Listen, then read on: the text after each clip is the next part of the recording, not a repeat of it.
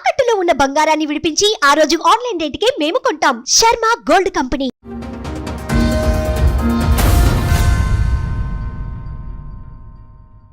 నాకు తల్లిదండ్రులు లేరు, నాకు ఎవరు లేరు అన్నట్టుగా నేను ఒక్కదాన్నే. మా ఆయనకు అది ఇదైపోయింది అన్నట్టు.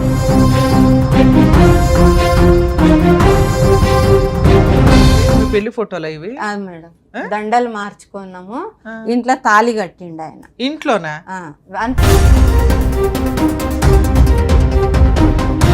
ప్రాపర్టీలు ఏమైనా కొనుక్కున్నారా?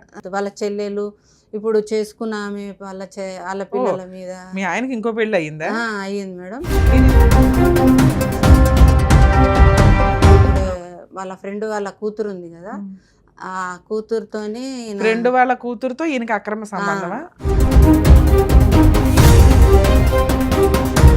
ఇద్దరికి ఏ విషయం మీద గొడవ అవుతుంది? ఆమె గురించే మేడం. ఆయనకు ఒక అక్రమ సంబంధం ఉంది, మీరు అడుగుతుంటే గొడవ పడ్డాడు. పోయేటప్పుడు పిల్లల్ని తీసుకొని వెళ్ళి పిల్లల్ని హాస్టల్ వేసేసి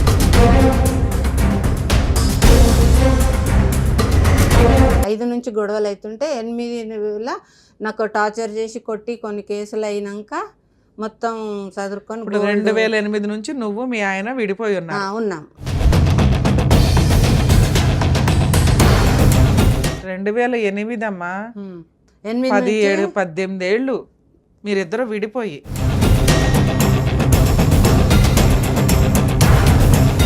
చిన్న కిరాణా షాప్ ఉండే నాకు. ఆ కిరాణా షాపు అంతా ధ్వంసం చేయడం, మొత్తం ఇంట్లో సామాన్ అంతా ఎత్తుకపోవడం, మస్తు టార్చర్ పెట్టిండు నన్ను.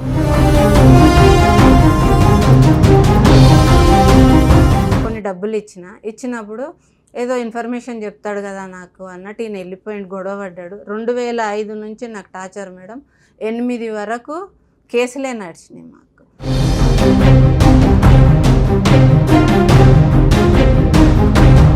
$498 వేయలే మేడం. నన్ను కొట్టి నన్ను కార్లో వేసుకొని తీసుకుపోదామని చూసిండు నన్ను.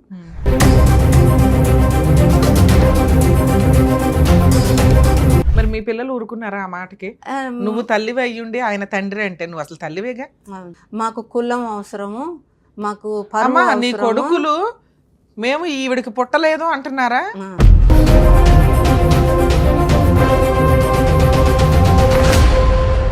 మేడం నమస్తే అండి. నమస్తే మేడం. ఆయనకు 2 పేర్లు ఉన్నాయి. స్కూల్లోనేమో పేరు, మామూలుగా కేసులల్లో కొన్ని కేసులు ఉన్నాయి.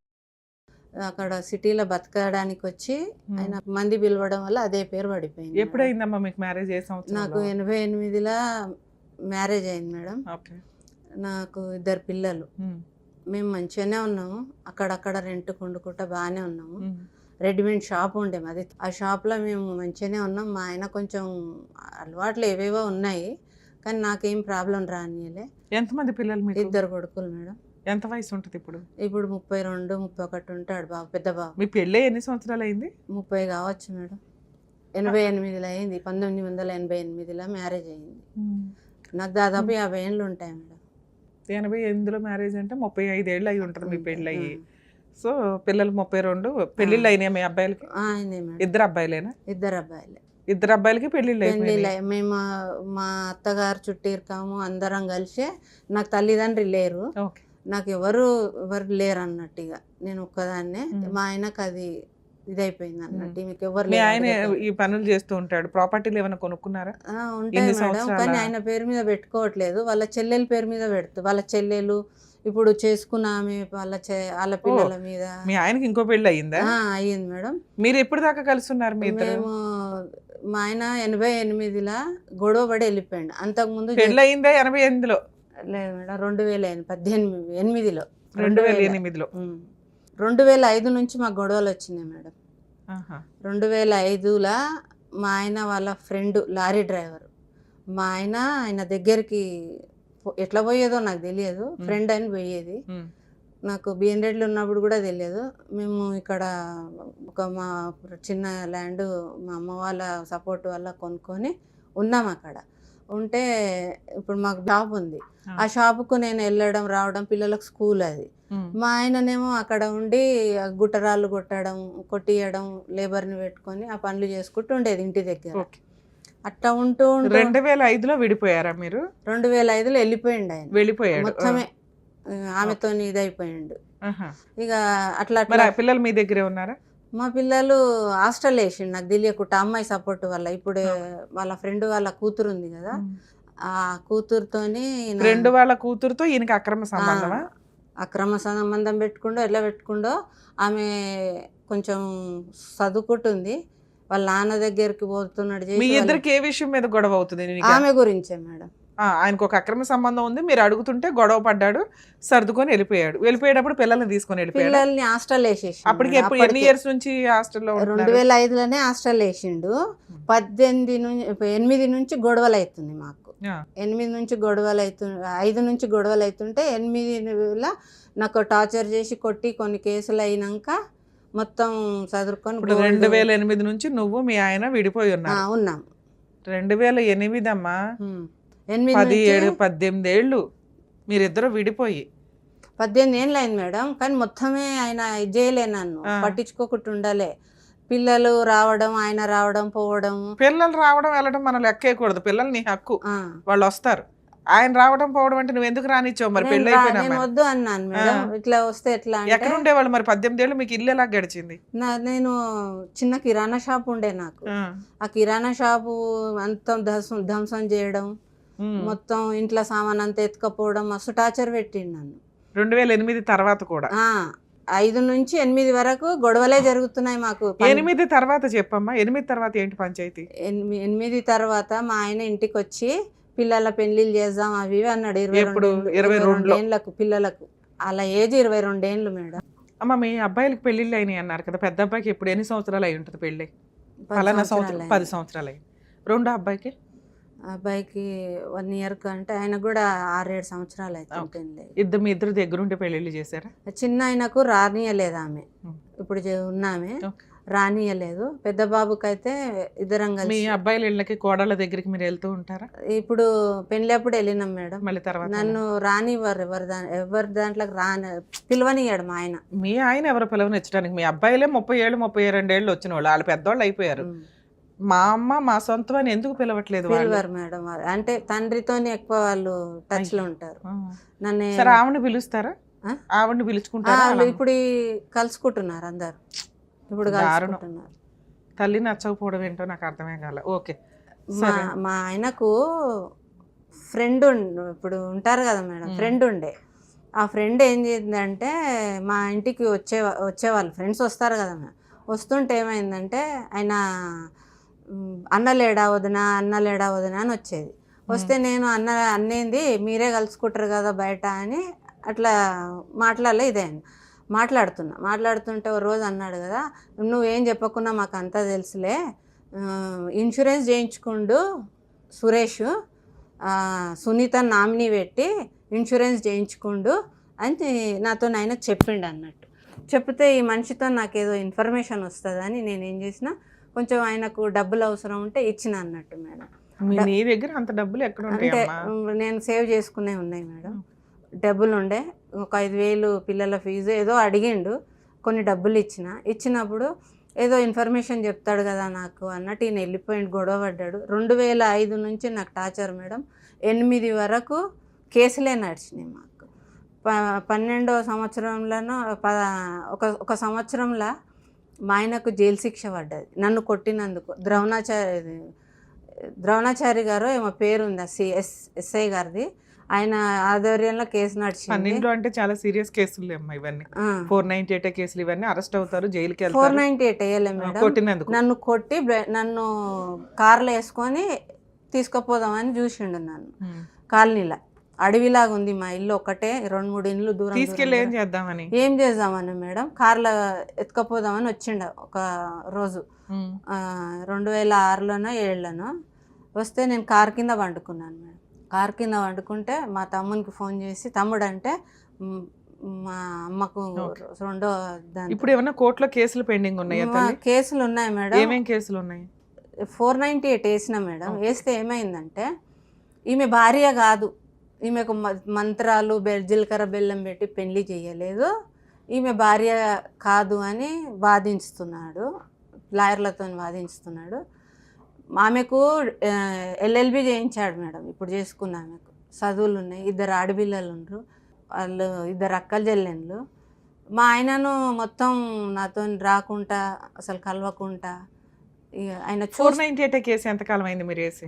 నేను 18 వేసిన మేడం. 2018 18 వేసిన మేడం. ఆ కేసు నడుస్తుంది ఇంకా? నడుస్తుంది. కొట్టేసిరు మొన్న పోయిన సంవత్సరం. ఇట్లా భార్య కాదు, ఈమె భార్య కిందికి రాదు అని. ఆమె భార్యనంట, నేను భార్యను కాదంట. మరి మీ పిల్లలు ఊరుకున్నారా ఆ మాటకి? ఆ, నువ్వు తల్లివి అయ్యుండి ఆయన తండ్రి అంటే నువ్వు అసలు తల్లివేగా? అవును. తల్లివేనా నువ్వు? అంటే వాళ్ళు ఏమంటారంటే నాకంటూ ఎవరు లేరు కదా మేడం, మాకు కులం అవసరము, మాకు పరువు అమ్మా నీ అవసరము. కొడుకులు మేము ఈవిడికి పుట్టలేదు అంటున్నారా? ఈవిడికి పుట్టలేదు అనట్లేదు మేడం. అప్పుడు తండ్రి అనే పాత్ర మా అమ్మను ఉంచుకుంటే పుట్టాము అనేది చాలా అసహ్యంగా ఉంటది కదా. అది. వాళ్ళ నానేమో వీళ్ళ అమ్మను ఉంచుకుంటే వీళ్ళిద్దరు పుట్టారు అంటే మీ ఇద్దరు పిల్లలు వెళ్ళి నాన్నకు ఓటేస్తున్నారా? ఓటేస్తున్నారు మేడం. ఇప్పుడు పెద్ద పిల్లగాడు ఒకసారి ఏదో కేసు విషయంలో జైలు పోయిండు. పోతే ఏమైందంటే నేను అక్కడ నుంచి పిలిపించిన జడ్జి గారికి చెప్పి. ఓకే. పిలిపిస్తే నేను ఆ రోజు వెళ్ళలే మేడం, ఫీవర్ ఉండే, హెల్త్ బాగాలేదు. కంటిన్యూ డేట్లకు అటెండ్ అవుతున్నా. ఆ రోజు వెళ్ళకపోతే 15 ఆగస్టు రోజు ఏదో రోజు పిలిచిరు మేడం. ఆయన పిలిస్తే ఆ రోజు వచ్చిండంట. నా ఆపోజిట్ లాయర్ చెప్పారు, నాకు వాదించేటోళ్ళు చెప్పారు, మీ కొడుకు నీ గురించి తెలుసా అంటే ఆమె మా అమ్మనే, ఈయన మా నాన్ననే, కానీ ఆమె ఎవరో తెలియదు. వాళ్ళిద్దరిని అమ్మా నాన్న అంటున్నారు, నన్ను తల్లి అంటున్నాడు, ఆయన తండ్రి అంటున్నాడు. నేను ఎలిగేషన్ అక్కడ ఏమేసినానంటే నా భర్త నా పిల్లలకు ట్యూషన్ చెప్పేది, నా ట్యూషన్ చెప్పనీకే తీసుకుపోతున్నాను పిల్లల్ని అని ఆమెతో అట్లా రిలేషన్ తీసుకుండు. నేను ఏదో ట్యూషన్ కదా, నా పిల్లలు బాగుపడడానికి మంచి ఆలోచన చేసిండు కదా, నేను అక్కడ కాంప్రమైజ్ అయిపోయి ఆమెతో రిలేషన్ ఉందని నాకు తెలియదు. అంతకుముందు ఎవరితోనో ఫోన్లో మాట్లాడుతుండు మా ఆయన, ఇట్లా చేస్తున్నాను అంతనే ఉంది ఆలోచన. కానీ ఆ పిల్లగాడు 9th అయిపోయి 10th ఫస్ట్ ఇయర్కి రాగానే వీళ్ళిద్దరు ఏం చేసిరంటే నాతో అడగకుండా తీసుకుపోయి కాలేజీలో వేసారు మేడం. ఇప్పుడు నీ పిల్లలు నీ వెనకాల ఉన్నారా? లేదు మేడం, నాకు వదిలే. నీకేమైనా మెయింటెనెన్స్ ఆర్డర్ అవుతుంది? మెయింటెనెన్స్ ఆర్డర్ 2001లో వచ్చింది మేడం. ఎంత వచ్చింది? నేను 10,000 అడిగినా మేడం. అడిగితే 4,000 ఆర్డర్ ఇచ్చి వెళ్ళిపోయారు మేడం. కరోనా వచ్చింది. అయితే ప్రతి నెల 2020లో నీకు ఆర్డర్ అయింది? ఒకటంటే మళ్ళీ 25 ఏళ్ల క్రిందకి వెళ్తున్నావు. 21 2021లో ఆర్డర్ అయింది. ఓకే. ఆర్డర్ వచ్చింది. అప్పుడు కరోనా అవి ఇవి వచ్చి పెండింగ్ పడిపోయింది కేసు. మళ్ళీ తర్వాత డిఎల్ఎస్ వాళ్ళతో మాట్లాడి కేసు ఓపెన్ చేయాలి, కొట్టేయలే మేడం, డబ్బులు ఇవ్వలే, వేయించుకుంటే ఆయన అప్పీల్కి వెళ్ళిండు. ఆయన నేను డబ్బులు ఇవ్వలేను ఆమెకు ఒక ఇల్లు ఇచ్చిన. నేను ఇల్లు ఇచ్చాడా? ఇల్లు ఆయన సంపాదన కాదు మేడం. ఎక్కడి నుంచి వచ్చింది ఇల్లు? ఎట్లా వచ్చిందంటే మాకు, నేను ఊర్లోకి వెళ్ళి చీరలు అమ్మేది. మా అమ్మ ఎవరి పేరు మీద ఉంది ఇల్లు? ఇల్లు ఇప్పుడు మా అమ్మ పేరు మీద ఉంది మేడం. మీ అమ్మ పేరు మీద ఆయన ఇచ్చేది? మా ఆయన నాకు గిఫ్ట్ డీడ్ ఇచ్చిండు. అది ఎట్లా అయిందంటే మేడం, అప్పుడు రిజిస్ట్రేషన్లు లేవు మేడం. రిజిస్ట్రేషన్ లేకపోవడం వల్ల డబ్బులు కట్టి నో ఎంట్రీ ఏదో అంటారు కదా మేడం, అది చేయించుకుంటా ఆయన మీద చేయించుకొని మళ్ళీ కొంచెం గొడవలు అయినాయి కాలనీలో. గొడవలు అయితే రిజిస్ట్రేషన్లు ఓపెన్ కాగానే నా పేరు మీద గిఫ్ట్ డీడీ పెట్టిండు మేడం. గిఫ్ట్ డీడీ పెడితే మాకు గొడవలు అవుతున్నాయి కదా మేడం. గొడవలు అవుతుంటే తెలిసిన వాళ్ళు, నేను రిజిస్ట్రార్ ఆఫీస్కి వెళ్ళి. ఎంత వాల్యూ చేస్తుంది ఇల్లు? 70-80 గజాలు ఉంది మేడం. అద్దె ఏమన్నా వస్తుందా దాని మీద? ఏం లేదు మేడం, నువ్వు ఉండడానికి సరిపోతుంది అంతే. అది నా పేరు మీద రిజిస్ట్రేషన్ చేసిండు కదా మేడం. నేను మినిస్టర్ ఆఫీస్కి పోయి, సార్ మా హైకోర్టు ఏం ఆర్డర్ ఇచ్చింది మెయింటెనెన్స్ లో? హైకోర్టు ఇవ్వలే మేడం, కింది కోర్టులోనే. కింది కోర్టులో 4,000 వస్తే హైకోర్టుకి వెళ్ళాడు అన్నావు. ఆయన ఆయన కోర్టులో అప్పీల్ వేసుకుండే, ఏమని నేను ఇంత ఇవ్వలేను. ఎంత ఇమ్మని వచ్చింది? ఇవ్వలే మేడం. ఆ సార్ ఏమన్నారు జడ్జి గారు అంటే, మీకు ఫస్ట్ హాఫ్ అమౌంట్ లెక్కేసి అమౌంట్ కట్టే అన్నాడు. కట్టిండు. కొంచెం కట్టినాక ఆ కేసుకు రావట్లేదు. ఈ 498 కేసు సాక్ష్యాలు కరెక్ట్ చూపించలే పీపీ గారు. చూపించకపోతే నా దగ్గర అన్నీ ఉన్నాయి, చూపించలేదు, నాకు అన్యాయం జరిగిందని జడ్జి గారు జడ్జిమెంట్ ఇచ్చేటరోజు అంటే, నువ్వు అప్పీల్కి వెళ్ళమ్మా అన్నారు. నేను అప్పీల్కి వెళ్ళినా మేడం. కేసు అప్పీల్లో ఉంది, నెంబర్ వచ్చింది. మొన్న కూడా డేట్ ఇస్తే ఆయన కూడా వచ్చారు. సరే అమ్మా, ఇది ఇవాళ ప్రవాహం కాదు, ఎన్నో 15 ఏళ్ళ 20 ఏళ్ళ ప్రవాహం. ఇక్కడికి ఎందుకు వచ్చారు? ఆయన పెళ్లి చేసుకొని ఊర్లో చేసుకుండు మేడం. నన్ను ఎట్లా చేసుకున్నా అంటే లవ్ మ్యారేజే. ఎట్లా చేసుకున్నా అంటే వాళ్ళ మేనమామ మా ఇంటి దగ్గర ఫొటోస్ ఉన్నాయా? ఉన్నాయి మేడం. ఊర్లో అది ఉంది మేడం, మాకేంది మీ పెళ్లి ఫోటోలు ఇవి? అది మేడం, దండలు మార్చుకున్నాము, ఇంట్లో తాళి కట్టిండు ఆయన. ఇంట్లోనా? అంటే అత్తగారు చుట్టీరకం మధ్యలో నన్ను తీసుకెళ్లి వాళ్ళ ఇంటికి తీసుకెళ్లి పెళ్లి చేసుకోండి మేడం. ఇవన్నీ ఇదిగోండి స్టేజ్ మీద దండలు మార్చుకున్నాం. ఇవన్నీ ఒకటే, ఇది ఇది ఉందంటే ఇవి ఉంది. ఇంట్లో పెట్టి తాళి కట్టాడు అనే దానికి ఏంటి ఎవిడెన్స్? అసలు ఈ దండలకి కారణం ఏంటో చెప్పు. దండలకి పెళ్లి చేసుకున్నట్టు ఊరు మొత్తంలో, ఊరి మధ్యలో ఒక తలవాల మండపం అని ఉంటది మాకు. ఆడ అందరు వాళ్ళ ఫ్రెండ్స్ అందరు కలిసి ఏం చేసిర్రు, ఆ సిటీకి వెళ్ళి ఆ దండలు తెప్పించి మా ముంగల దండలు మార్చుకోరని వేసిర్రు. మా మామయ్య పుస్తమెట్టెలు చేయించి వాళ్ళ ఊర్లో వాళ్ళ ఇంట్లో, మా ఇంట్లో. సరే, ఆ అమ్మాయిని అయితే మామూలు సాంప్రదాయంగా పెళ్లి చేసుకున్నాడు, నిన్నైతే ఇట్లా రోడ్డు మీద చేసుకున్నాడు. నా పెళ్లి అత్తగారి ఊర్లో చేయించుకున్నాడు నన్ను. సరే అమ్మా, ఇవి నన్ను కొట్టి టార్చర్ పెడితే సరే అది తగ్గ జైలు అయింది, అన్ని నడుస్తున్నాయిగా. ఓకే, ఇక్కడికి ఎందుకు వచ్చారు? మీకేం కావాలి? నాకు అక్కడ పెట్టేసేయండి. నాకు పెళ్లి కాలేదు అని అంటాడు మేడం. నీకు నేను నిన్ను పెళ్లి చేసుకోలేదు, ఊర్లోకి పోతే నేను ఎవరో చెప్తారు మేడం. నేను ఆయన భార్యనా? 30 ఏళ్ల తర్వాత నువ్వు ఏం ప్రూవ్ చేసుకోవాలనుకుంటున్నావు? నేను భార్యను ఎట్లా కాను మేడం నేను అని మీ ఆయన అంటే సరిపోతుందా? మీ ఆయన ఆపోజిట్ పార్టీ కదా. నువ్వు ఆల్రెడీ ఇది నిరంతర ప్రవాహమైన ఫైటింగ్ చేస్తున్నావు.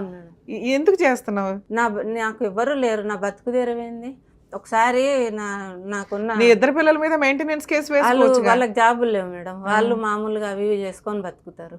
వాళ్ళకు కూడా ఇండ్లు లేవు. ఈయనకేముంది ఆస్తి? ఈయనకు ఉన్నాయి, చాలా ఉన్నాయి. కానీ వాళ్ళ చెల్లెండ్ల పేర్ల మీద, ఇప్పుడు చేసుకున్న ఆమె మీద, వాళ్ళ పిల్లలు ఎందుకు ఫైట్ చేయట్లేదు? ఎందుకు చేయట్లేదు అంటే ఈమె దగ్గర ఉంటే మాకేం రాదు. సరే, ఈ పాటికి వాళ్ళ నాన్న ఇవ్వాలి కదా, ఇవ్వట్లేదుగా. ఆయన ఆమె ఇవన్నీ ఇస్తే కదా మేడం. ఏం మాట్లాడుతున్నావమ్మా నువ్వు? ఓదానికి ఒకదానికి ఇట్లా మాట్లాడుతున్నావు. ఇక నీకు ఇంకో 20 ఏళ్ళు అయినా కానీ ఫైట్ చేయడానికి ఉన్నట్టు లెక్క.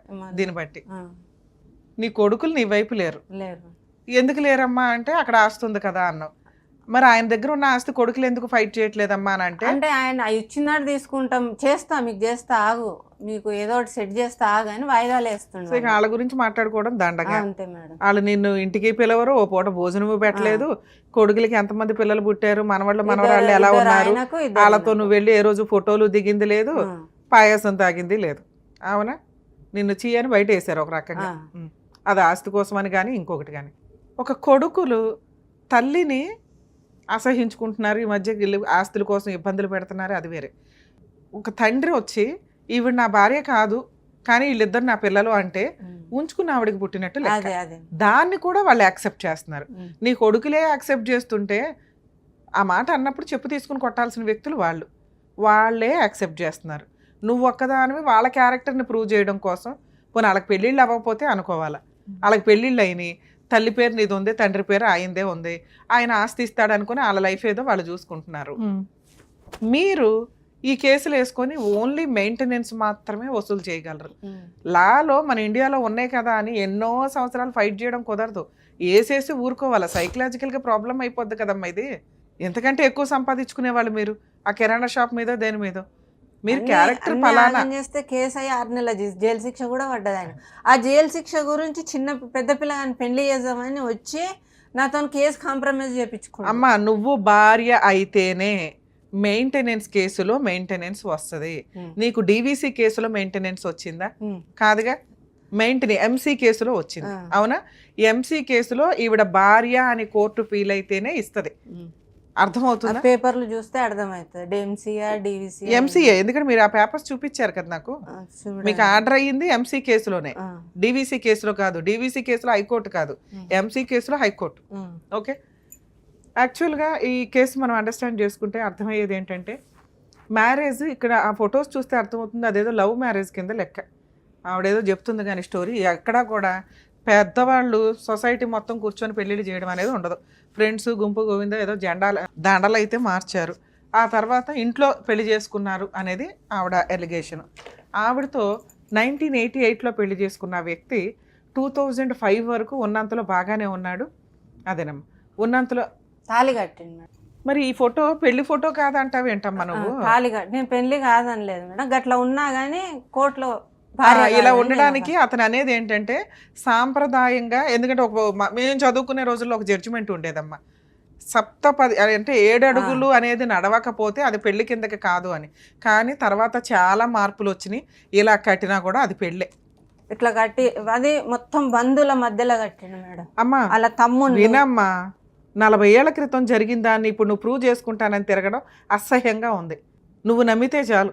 నీ కొడుకులు నమ్మారు, కానీ లా ప్రకారం వాళ్ళకి ఆస్తి కావాలి కాబట్టి నిన్ను బయటేశారు. నీకు సైకలాజికల్ ప్రాబ్లం అన్నా ఉండాలి. ఒక వ్యక్తికి ఎవరో ఒకళ్ళు ఉంటారు వెనకాల, పిల్లల్లో కానీ తల్లిదండ్రుల్లో కానీ ఫ్రెండ్స్లో కానీ. ఎవ్వరూ లేకుండా ఉన్నావంటే నువ్వు ఎవరికి నచ్చట్లేదు, నీ ఆలోచన ఎవరికి నచ్చట్లేదు అని. దాని నుంచి బయటపడి ఒకళ్ళన్నా మన పక్కన నుంచోవాలి అనేలాగా ముందు ఆలోచించండి. మీ ఆయన ఎలా పీకు తినాలి అని కాకుండా. ఎందుకంటే 20 ఏళ్ల పనిష్మెంట్ ఇది. 2005 నుంచి 8 నుంచి పోరాడుతానే ఉన్నావు. ఇంకెంతకాలం పోరాడతావు? ఇబ్బందిగా ఉంది వినటానికి కూడా. ఎక్కడన్నా రియలైజ్ అవ్వండి మహిళలు, ఇండియాలోనే ఈ దరిద్రం అంతా. ఈ వేరే కంట్రీలో 5 years అయితే కేసులు ఉండవు. దేనికన్నా ఒక లిమిటేషన్ ఉండాలిగా. ఇక్కడ మళ్ళీ 498 డిస్మిస్ అయితే అప్పీలు.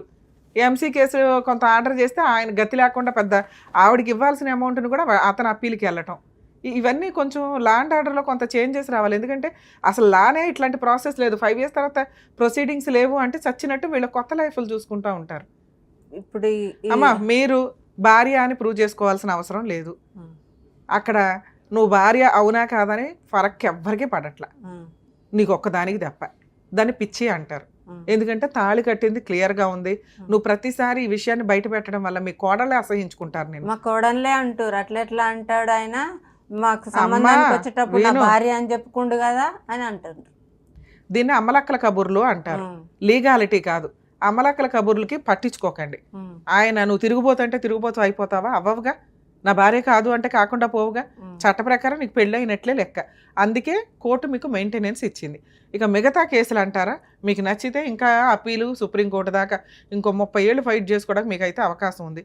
ఫైట్ చేసుకోండి. ఇక్కడ నేను మీ ఆయనకి ఫోన్ చేసి ఆవిడ నీ భార్య అవునా కాదా అని అడిగే రైట్స్ నాకు లేవు. ఎందుకంటే 20 ఏళ్ల ఫైటింగ్ ఇది. ఫ్రెష్ కేసు, 4 సంవత్సరాల క్రితం కేసు అంటే ఏంటి బాబు ఏదో రండి సెటిల్ చేయండి, అమ్మాయికి ఏదైనా న్యాయం చేయండి అనొచ్చు. ఇక్కడ మీకు హైకోర్టులో స్టే ఆర్డర్ క్లోజ్ చేయడానికి చూడండి త్వరగా. ఆ మిగతా 50% కూడా అమౌంట్ వస్తుంది. అలాగే లోయర్ కోర్టులో ఎన్హాన్స్మెంట్ పిటిషన్ వేసుకోండి. అంటే పెంచండి మెయింటెనెన్స్. 4,000 ఏ మూలకు సరిపోతే దాన్ని హైకోర్టు 2,000 చేసింది.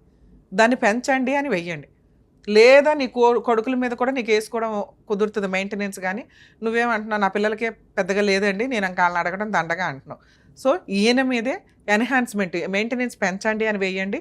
హైకోర్టులో కొంచెం త్వరగా క్లోజ్ చేయడానికి హైకోర్టులో లీగల్ సెల్ అథారిటీ ఉంటుంది ఫ్రీగా. డిఎల్ నువ్వు అన్నావు కదా, సో అక్కడ నువ్వు ఫ్రీ లీగల్ ఎయిడ్కి గవర్నమెంట్ లాయర్ ద్వారా అది త్వరగా క్లోజ్ చేయించు. అప్పుడు నీకు పాత బాకీ వస్తుంది, ప్రజెంట్ బాకీ కూడా కంటిన్యూషన్ వస్తుంది. మిగతా కేసులు నేనైతే మీ ఇష్టం, ఫైట్ చేస్తే చేసుకోండి, లేకపోతే కాదు మేడం. నాకు భార్య అనే కదా నాకు మెయింటెనెన్స్ ఇస్తున్నాడు. అవును, మళ్ళీ ఆ కోర్టు ఆ జడ్జి గారు ఎట్లా దాన్ని తీసుకోరు అని అంటున్నాను. దేన్ని తీసుకోలేదు. ఇప్పుడు మెయింటెనెన్స్ ఆర్డర్ ఇచ్చిర్రు, భార్య అని ఆర్డర్ ఇచ్చిర్రు, సరైన సాక్ష్యాలు లేవు, అందుకే కేసు కొట్టేయబడ్డది. అమ్మ 498 కేసు నువ్వు గెలుస్తావని ఎవరు చెప్తారు తల్లి? 498 కేసు 99% ఎవరో గెలవరు. ఎక్కడో రేర్ ఆఫ్ రేర్ కేసులు తప్ప. ఓడిపోయినంత మాత్రాన నీకు అన్యాయం జరిగినట్టు కాదు, నీ దగ్గర సాక్ష్యం లేనట్టు. అరే పెళ్లి సాక్ష్యం కాదు తల్లి, psychological problem, mental harassment, financial harassment, ఇవి 498 కేసు అంటే. అప్పటికే నువ్వు విడిపోయి బయటకు వచ్చావు. అంతకుముందు వేసిన దెబ్బలు కొట్టిన కేసులో జైలుకి వెళ్ళి వచ్చాడు. అవునా? మీ ఫైటింగ్ ఇంతే ఉంది. అప్పీల్ కోర్టులో నడవనివ్వండి. అక్కడ నువ్వు భార్య కాదని ఏ జడ్జి చెప్పలా. ఈ కేసులో సాక్ష్యాలు లేవు, కావాలంటే నువ్వు అప్పీల్కి వెళ్ళు, ఇంతే. ఇప్పుడు మెయింటెనెన్స్ మొన్న నేను అడిగితే కూడా, మన 9వ తేదీ రోజు అడిగితే కూడా ఆయన లాయర్, వాళ్ళ లాయర్ అంటున్నాడు, అసలు ఆమె భార్య కాదని కోర్టులో ప్రూఫ్ అయినప్పుడు ఈమెకు మెయింటెనెన్స్ ఎట్లా ఇస్తారని అడుగుతున్నాడు మేడం. భార్య అయినా కాకపోయినా 2 పిల్లల తల్లి అతని ద్వారానే కాబట్టి ఆవిడకి మెయింటెనెన్స్ వస్తుంది. 2, నువ్వు భార్య అని కోర్టు నమ్మింది. ఆయన ఏదన్నా అన్నా కూడా నువ్వు ఆ పాయింట్ మీద అవ్వకుండా నాకు పెళ్ళి, నువ్వు అదే మాటాను, నాకు పెళ్ళి అయ్యింది, ఇతను ఎవరు మాట్లాడడానికి, నాకు మెయింటెనెన్స్ ఇప్పించండి అని అన్నాను మేడం. నీకు మెయింటెనెన్స్ వన్స్ ఇచ్చేసారు, ఇచ్చేసిన తర్వాత ఇది ఉండదు, ఎంతసేపు మాట్లాడు. మేడం మీకు ఆల్రెడీ అవతల వాళ్ళు అన్న కబుర్లు నాకు లీగల్గా సెట్ కావు. వాళ్ళు మిమ్మల్ని ఇన్సల్ట్ చేయడానికి అంటూ ఉంటారు, మీరు అది పట్టుకొని వేలాడుతున్నారు. వదిలేయండి. మీరు ఆయన భార్య అక్కడ క్లియర్గా ఉంది. కాదు అనడానికి ఎవరికి కుదరదు. అది ప్రూవ్ చేసుకోవాల్సిన అవసరం లేదు. ఎందుకంటే ఆయనే లేడు ఇక్కడ 20 ఏళ్ల నుంచి. మళ్ళీ ఆమె ఇప్పుడు ఉన్న ఆమెతోని ఇప్పుడు నేను భార్యని అయినా కానీ ఇప్పుడు ఉన్నాడు కదా మేడం, మళ్ళీ ఆమెకి ఏం పనిష్మెంట్ ఉండదా? ఉండదమ్మా. 20 ఏళ్ళు అయిపోయింది, 25 ఏళ్ళు అయిపోయింది వాళ్ళిద్దరూ కలిసి ఉండి సహజీవనం ఉండి. 15 ఏళ్ళు అయ్యింది. ఇప్పుడు చట్టం కూడా లేదు. చట్టం ఉన్నప్పుడే నువ్వేమీ చేయలే. ఇప్పుడు ప్రెసెంట్ చట్టం లేదు. వాళ్ళిద్దరూ కోర్టులో వెళ్తే లాయర్లు ఉండరు, జడ్జిలు ఉండరు మేడం. జడ్జి హాల్లో జడ్జి గారులు ఉండరు. ఎక్కువ శాతం నా కేసులో జడ్జిలు ఉంటేనే లేరు బెంచ్ మీద. మీ కేసే కాదమ్మా, ఆ కోర్టులో ఉండట్లా. ఎందుకంటే ఇప్పుడు కేసులు చాలా నెంబర్ ఆఫ్ అయిపోయినాయి. లాక్డౌన్ ముందు వేరు, లాక్డౌన్ తర్వాత అసలు ఫ్యామిలీ మ్యాటర్ తోటే కేసులు కెట్కెట్లాడుతున్నాయి. అట్లా చాలా వెనకబడిపోయి అసలు నేను ఏమి లేవు. ఉండండి, మీరు అన్ని పర్ఫెక్ట్ కేసులు వేశారు, నడుస్తున్నాయి. మామూలు మహిళ ఏ రకంగా అయితే కేసులు ఫైట్ చేస్తుందో మీరు అలాగే చేస్తున్నారు. ఓపిక్గా ఉండండి, ప్రాబ్లమే లేదు. మీకు మెయింటెనెన్స్ కొంచెం పెంచితే చాలు. మిగతా వాళ్ళు ఏదైతే మాట్లాడుతున్నారో దాని మీద కాన్సన్ట్రేట్ చేయకండి. ధైర్యంగా ఫైట్ చేయండి తల్లి. జాగ్రత్త. ఇండియన్ లీగల్ సిస్టంలో కొంతన్నా చేంజెస్ వస్తే బాగుంటుంది అనేది నా ఉద్దేశం. ఎందుకంటే ఒక ఫ్యామిలీ మ్యాటర్ అనేది మోర్ దాన్ 5 years నడుస్తుంది. కనీసం లోయర్ కోర్టులో 3 yearsతో క్లోజ్ అయ్యి అది అన్యాయం అనిపిస్తే అప్పీల్ కోర్టులో. ఎందుకంటే అప్పీల్ కోర్టులో మీకు పార్టీస్ ప్రెజెన్సీ అనేది రిక్వైర్మెంట్ ఉండదు. పర్సనల్ లైఫ్ అనేది కోర్టుల్లోనే సర్వనాశనం అయిపోతుంది. మిగతా కేసులు వేరు, ఫ్యామిలీ మ్యాటర్స్ వేరు. ఏదో ఒక సెటిల్మెంట్, ఫుల్ అండ్ ఫైనల్ సెటిల్మెంట్లు చేసుకొని కొత్త లైఫ్ చూసుకోవడం బెటర్ తప్ప ఇలా నేను భార్య అని ప్రూవ్ చేసుకోవాలి, నేను భర్త అని ప్రూవ్ చేసుకోవాలి, ఇగో ఎక్స్ట్రా మ్యారిటల్ అఫైర్స్ ప్రూవ్ చేయాలని 3 years ఫైట్ చేయండి చాలు. అంతకంటే ఎక్కువ ఫైట్ చేయడం అంటే మిమ్మల్ని మీరు పనిష్ చేసుకోవడం కింద లెక్క అనేది నా ఉద్దేశం. అలాగే లీగల్ సిస్టంలో కూడా చాలా మార్పులు రావాల్సిన అవసరం ఉందండి. ఎందుకంటే మిగతా కంట్రీస్లో మ్యాక్సిమం కొన్ని కేసెస్ 3 months నుంచి 6 monthsలో అయిపోతాయి. కంటెస్టెడ్ మ్యాటర్స్ మ్యాక్సిమం 3 years ఉంటుంది. ఆ తర్వాత ఉండవు. ఇవ్వాల్సిన కాంపెన్సేషన్లో ఈక్వల్ రేంజ్లో బిలో 2 years వాళ్ళకి ఏమీ ఉండదు. ఆఫ్టర్ 2 years వాళ్ళకి కొంత కాంపెన్సేషన్ అనేది అతని శాలరీ నుంచి అనేది ఇవ్వడం జరుగుతుంది. చైల్డ్ సపోర్టు 20% అని ఇట్లా ఉంటుంది. మనకేంట్రా అంటే ఎవరు పోరాటం వాళ్ళది. ఎవరు ఎంత పోరాడతాం. కొంతమందికి లక్షలు ఆర్డర్ అవుతుంటే కొంతమందికి 10,000 కూడా ఆర్డర్ అవ్వు. దీనికి ఒక పర్ఫెక్ట్ సిస్టమ్ లాగా కొంత కండిషన్స్ తోటి పెట్టి లిమిటేషన్ పెట్టేసి 3 yearsలో కేసులు క్లోజ్ అయితే బాగుండంటే వీళ్ళు చూడండి దగ్గర 20 years నుంచి ఆ అమ్మాయి కోర్టుల చుట్టే తిరుగుతుంది. ఇంకా మళ్ళీ ప్రెజెంట్ ఇంకా అప్పీల్ నడుస్తుంది. ఇదే నడిచే అవకాశం కొన్ని కేసుల్లో ఉండకుండా ఉంటే బాగుంటుంది. అతని దగ్గర నుంచి ఏదైనా ప్రాపర్టీస్ ఉంటే అటాచ్మెంట్ చేసి ఆ అమ్మాయికి ఇప్పించేసి వీళ్ళ లైఫ్ ఇక్కడితో కట్ చేయాలి కదా. ఇదేదో పోరాటం అనేది ఒక అతను ఎంతో టైంపాస్గా చేసుకుంటున్నాడు, కానీ ఈవిడ దీన్నే సీరియస్గా తీసుకొని జీవితమే అర్పించేస్తుంది. సో ఇలాంటివి కొంత పనిష్మెంట్ వాళ్ళని వాళ్ళు వేసుకునేలాగా కాకుండా ఫుల్ అండ్ ఫైనల్ సెటిల్మెంట్కి వెళ్తే పాపాలు తగలకుండా ఉంటాయి అనేది నా ఉద్దేశం.